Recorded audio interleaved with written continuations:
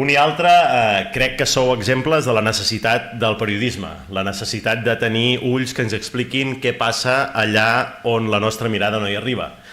També sóc periodista i sempre dic que les peces que em feien sentir més útil o que em feien sentir més orgullós d'escriure eren aquelles que servien per donar altaveu a les persones que no en tenen, que no tenen altaveu. Ho deia també a la Dolors, de treure de la invisibilitat realitats que queden amagades. Sempre amb l'esperança que això impliqui un canvi, una millora, perquè de vegades els periodistes també som una mica activistes i tenim aquesta idea d'un món més just i de lluitar-hi també a través de la nostra feina. Un periodisme, en definitiva, amb compromís social és el que vosaltres practiqueu i per això avui ho reconeixem. I el teu reportatge, Carmina, sobre els mestres rurals és un exemple també molt de tot això, de visibilitzar aquestes dones invisibles, aquestes dones que fan aquest esforç, dones fortes, tenaces, compromeses per educar els infants de los valles d'altura, un exemple d'unes dones amb una forta vocació. I si parlem de vocació, crec que la feina periodística també és una feina molt vocacional, no?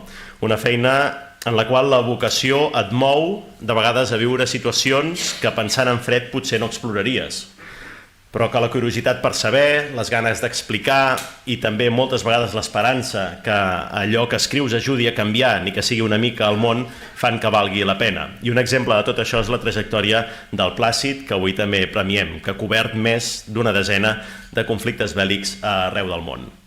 Acabo fent una crida com a president del Fons Català a protegir la feina dels periodistes en situacions de conflicte.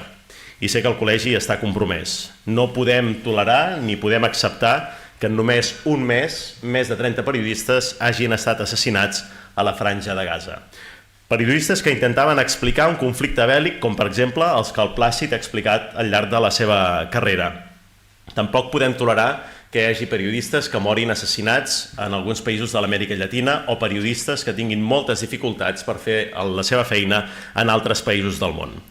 En una societat acostumada, malauradament, cada vegada més al tuit, al titular fàcil, a les paraules cridaneres per captar l'atenció, necessitem més que mai periodisme, un periodisme profund que ens ajudi a entendre la realitat polièdrica del món que vivim, perquè la realitat polièdrica és la que ens fa comprendre millor allò que tenim al nostre voltant. Si no tenim aquest periodisme, si no valorem les arestes de la nostra societat, conèixer totes les mirades, empatitzar amb aquells que no pensen com nosaltres, estem abocats a un món on el populisme tingui una pista d'enlairament enorme i molt gran.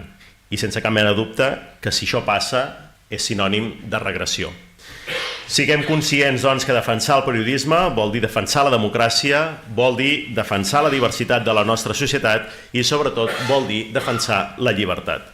Des del Fons Català és un honor participar un any més de la convocatòria d'aquest guardó i en nom de la institució refermo el nostre compromís amb els premis. Felicitats de nou als guardonats i gràcies a tots per la vostra presència en aquest acte.